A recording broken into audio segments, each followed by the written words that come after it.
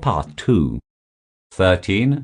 According to John Dewey, school is a institution, and education is a process. A. Social, B. Social, philosophical.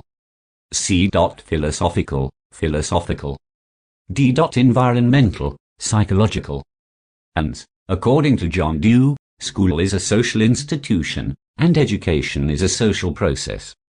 John Dewey was an influential American philosopher, psychologist, and educational reformer who believed that education should be focused on the needs and interests of the student, and that it should prepare them for active participation in democratic society. He viewed schools as social institutions that play a critical role in shaping the values, attitudes, and behaviors of young people, and he believed that education is a social process that involves the active participation of both teachers and students. For Dewey, education was not simply the acquisition of knowledge or skills, but rather a process of social and personal growth and development.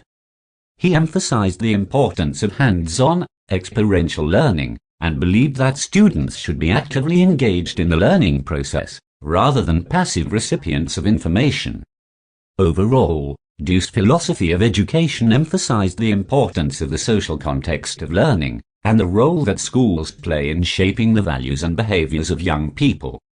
He believed that education should be a collaborative, participatory process that prepares students for active engagement in democratic society.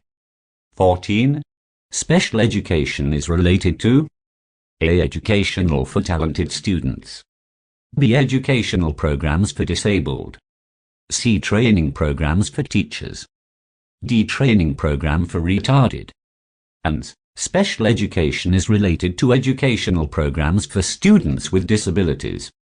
Special education is a branch of education that focuses on meeting the unique needs of students with disabilities or special needs.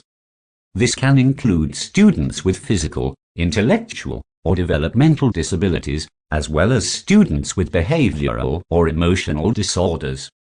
15. Which of the following statement is not true in case of multiple choice questions? A. Even an inexperienced teacher can prepare the questions easily.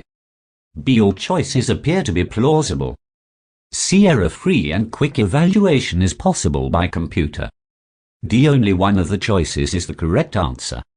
And the statement all choices appear to be plausible is not true in the case of multiple choice questions. One of the key features of multiple choice questions is that they present a set of answer options, from which the student must select the correct answer. One of these answer options is the correct answer, while the others are incorrect or distractor options. To be effective, the correct answer should be clear and unambiguous, while the distractor options should be plausible but clearly incorrect. This means that not all answer options will appear equally plausible or reasonable to the student. Therefore, option B is not true in the case of multiple choice questions. The goal of creating effective multiple choice questions is to create answer options that are plausible but clearly incorrect, so that students are able to identify the correct answer based on their knowledge and understanding of the topic being assessed. 16. According to John Dewey, schools must prepare students for A. Research. B. Future life. C. Present life. D. Entrepreneurship. And, according to John Dewey, schools must prepare students for present life. John Dewey believed that education should be focused on the needs and interests of the student, and that it should prepare them for active participation in democratic society. He viewed schools as social institutions that play a critical role in shaping the values, attitudes, and behaviors of young people. Dewey believed that education should be focused on the present needs and experiences of students, rather than on preparing them for some distant future. He argued that schools should provide students with the knowledge, skills, and experiences they need to thrive in the present, and to become active and engaged members of their communities. Overall, Dewey believed that schools must prepare students for present life by providing them with the knowledge, skills, and experiences they need to succeed in the here and now, and to become active and engaged members of their communities. 17. What type of evaluation identifies learning deficiencies and difficulties of the learners? A. Placement. B. Summative. C. Continuous. D. Diagnostic. And the type of evaluation that identifies learning deficiencies and difficulties of the learners is diagnostic evaluation. Diagnostic evaluation is a type of evaluation that is used to identify specific learning difficulties or deficiencies that a student may have. It is typically conducted at the beginning of a learning program or course, and is designed to help teachers and other educational professionals identify areas where a student may need additional support or assistance.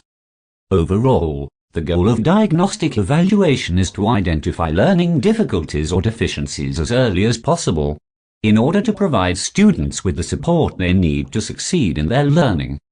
By identifying specific areas of difficulty, teachers and other educational professionals can develop targeted interventions and support strategies to help students overcome those challenges and achieve their full potential.